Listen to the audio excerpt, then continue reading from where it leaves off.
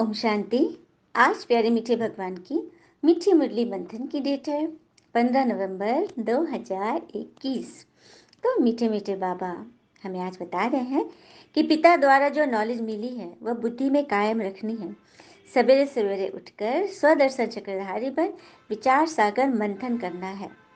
भगवान कह रहे हैं कि मेरे द्वारा तुम्हें जो नॉलेज मिल रही है उसे बुद्धि में कायम रखो।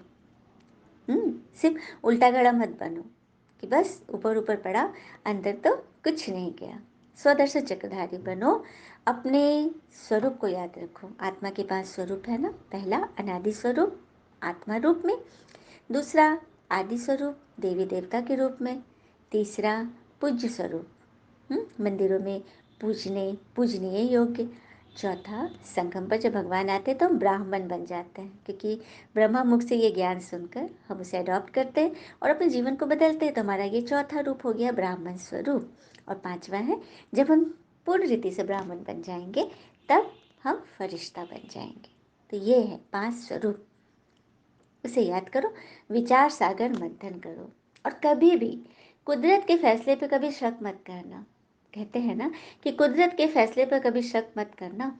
अगर सजा मिल रही है तो गुनाह भी हुआ होगा। किसी बात में यदि रोना आ रहा है तो जरूर कुछ गड़बड़ करके आए हैं।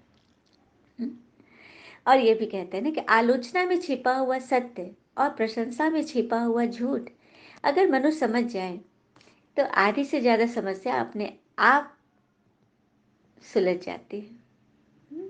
यही तो ज्ञान है, इसी का तो विचार सागर मंथन करना है। प्रश्न, इस ईश्वरीय पढ़ाई का लॉ कायदा कौन सा है, उसके लिए कौन सा डायरेक्शन मिला हुआ है। भगवान पूछ रहे हैं कि ईश्वरीय पढ़ाई का लॉ कौन सा है, उसके लिए कौन सा डायरेक्शन तुम्हें मिला हुआ है। बाबा बताते भी हैं कि इस ईश्वरीय पढ़ाई का लॉ है नियमित रूप से पढ़ना। कभी पढ़ना कभी न पढ़ना यह तो लॉ नहीं है।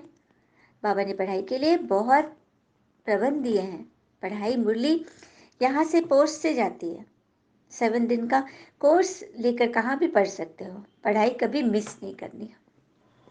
तो ईश्वरीय पढ़ाई का लॉ कौन सा है, हमेशा मुरली से जुड़े रहना है। मुरली में कभी भी एब्सेंट नहीं लगानी, गैर हाजिर नहीं होना है। पढ़ाई नियमित रूप से पढ़नी, क्योंकि स्वयं भगवान पढ़ा रहे हैं। भगवान हमें हमारे विकारों से मुक्ति के लिए पढ़ा रहे हैं, रावण राज का अंत करने के लिए। और सबसे पहले जो विकार है क्रोध, छोटे छोटे बच्चे बच्चे में है। और कहते हैं ना कि आपको गुस्सा दिलाने में जो कोई सफल हो जाता है तो समझ लीजिए कि आप उसके हाथ की कठपुतली हैं। तो कठपुतली नहीं बनना है ना, किसी देहधारी की कठपुतली नहीं बनना है। बनना है तो ईश्वर के। ईश्वर हमें चलाए, ईश्वर हमें सिखाए, ईश्वर खिलाए, ईश्वर पालना करे। तो वो तो कभी गलत करेंगे नहीं। यह विश्वास हमें बहुत आगे बढ़ाता है। और जब मन में हम यह सोच लेते हैं ना कि ये सब कुछ ईश्वर का है, ये दुनिया में हम आए हैं मेहमान बनकर, तो कभी भी हम फंसेंगे नहीं, दुखी नहीं होंगे। इस प्रसंग की तरह एक बार की बात है, एक बच्चा रेत में घरौंदे बना रहा था बालू से, और तभी उसका एक दोस्त आके उसमें पैर मार दिया। अब वो बच्चा लगा रोने, जोर जोर से रोने लगा। लड़ाई हो गई, बच्चों में आपस में लड़ाई झगड़ा होगी। तभी माँ आई और बोली, अरे चलो चलो, बहुत टेस्टी तुम लोग के लिए खाना बनाए, चलो सबको खाना खाने के लिए।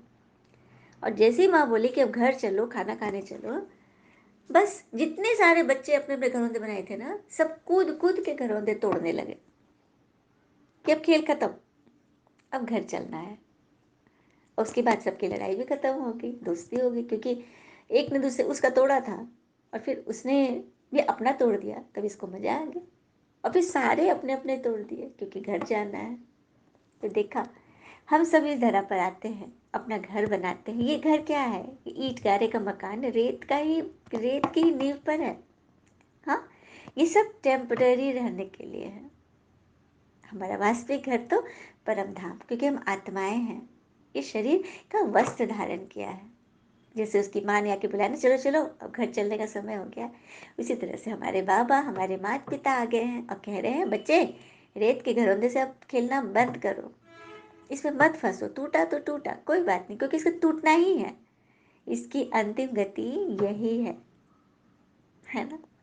बड़ी बात, किसी भी बात में अब फंसना नहीं है। आज की मुरली का गीत है, ओम नमः शिवाय, ओम नमः शिवाय, ओम नमः शिवाय, ओम नमः शिवाय। ओ पूरब से जब सूरज निकले, सिंदूरी घन छाए, पवन के संग में नूपुर बाजे, मयूर मन मेरा गाए, मन मेरा गाए। ओम नमः शिवाय, ओम नमः शिवाय, ओम नमः शिवाय, ओम नमः शिवाय। ओम नमः शिवाय अर्थात मैं आत्मा अपने शिव परमात्मा को नमन करती हूँ। अच्छा, मीठे बच्चों प्रति भगवान की नमस्ते, हम बच्चों के भी प्यारे शिव बाबा को नमस्ते। अब बाबा धारणा के लिए मुख्य सार की पहली पॉइंट है, सर्वोत्तम कुल की स्मृति से गृहस्थ व्यवहार में रहते कमल फूल समान पवित्र बनना है, कभी भी सद्गुरु की निंदा नहीं करानी। सर्वोत्तम कुल की स्मृति से गृहस्थ व्यवहार में रहते कमल फूल समान पवित्र बनना है। तो सर्वोत्तम कुल की स्मृति क्या है? सबसे उत्तम कुल है हमारा दैवी कुल। उस कुल को याद करें कि हम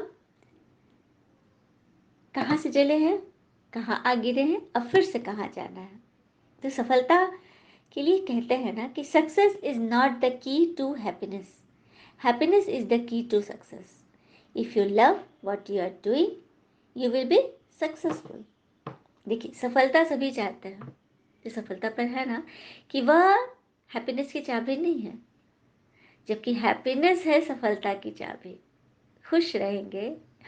एक सुंदर सा पोस्ट आया था जिसमें एक माता कह रही है कि बोलने वाले तो बोलेंगे ही, आलोचना करने वाले करेंगे ही,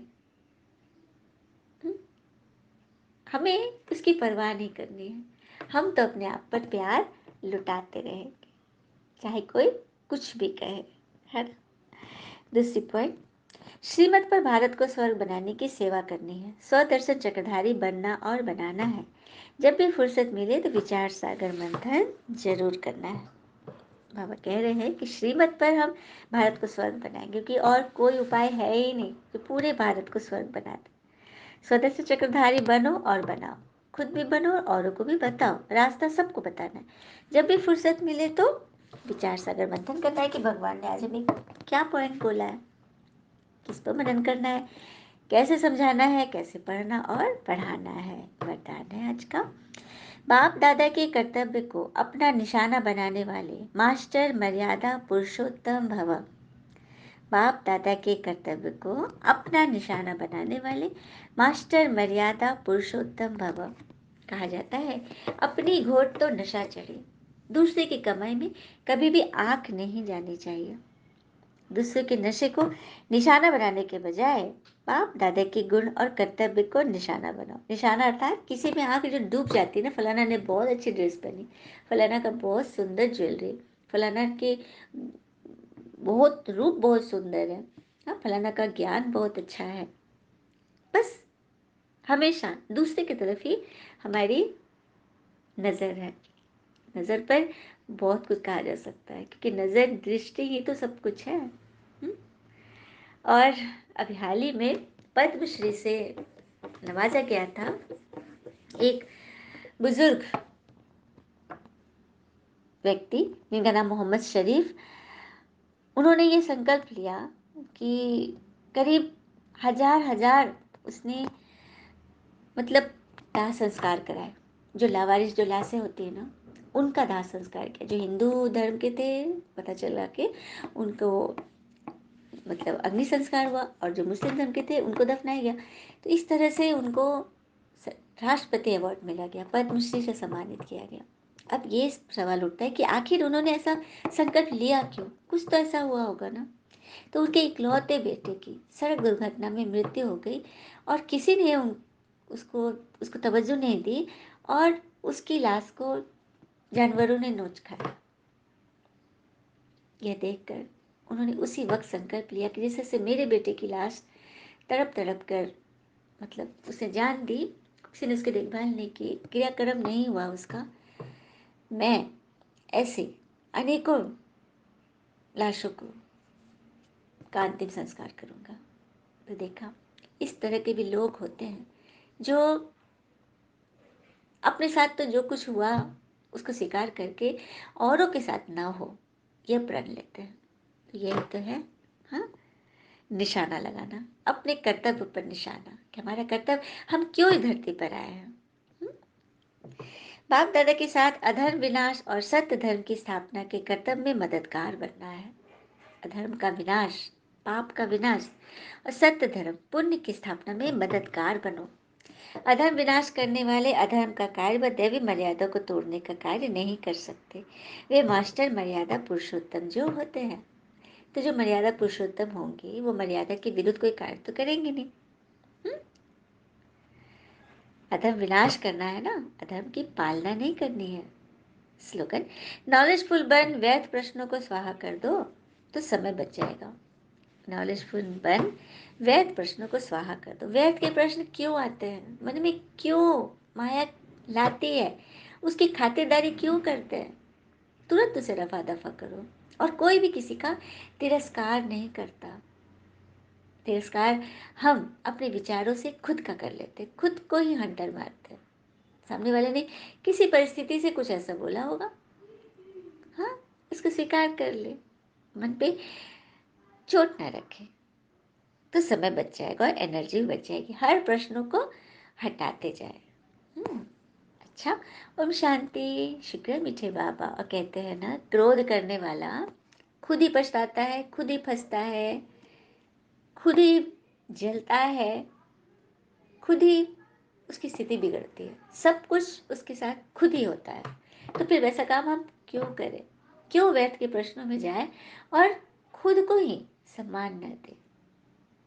अच्छा, ओम शांति। थैंक यू मीठे बाबा।